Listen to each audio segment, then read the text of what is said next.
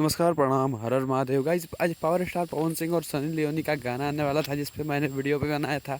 और इस गाने की काफ़ी चर्चा चल रही है यूट्यूब के अंदर कि पवन सिंह और सनी लियोनी का गाना आ रहा है, गाना आ रहा है। और पावर स्टार पवन सिंह के टीम की तरफ से बताया गया था कि गाना का शूटिंग जो है वो कंप्लीट हो चुका है और गाना जो है वो 5 तारीख को सुबह में 10 बजे रिलीज़ किया जाएगा। और बाकी सारे यूट्यूबर्स भी बताए थे कि गाना जो है वो 10 बजे सुबह में रिलीज़ कर दिया जाएगा, लेकिन अभी तक इस गाने का ना तो पोस्टर और ना ही ये गाना रिलीज़ किया गया है।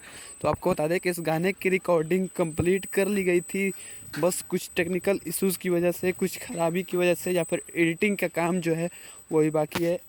गाने की शूटिंग जो है वो कल 4 तारीख को हुई थी, रात को, शाम को।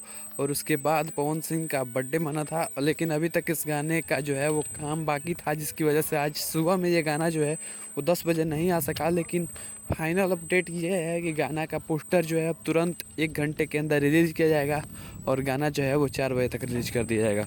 तस्वीरें वो जो हैं वो वायरल हो रही हैं पवन सिंह और सनी लियोनी की, जो कि इस गाने की शूटिंग की तस्वीरें हैं। और मतलब पक्का गाना का शूटिंग हो चुका है और गाना जो है वो बहुत ही जल्द है।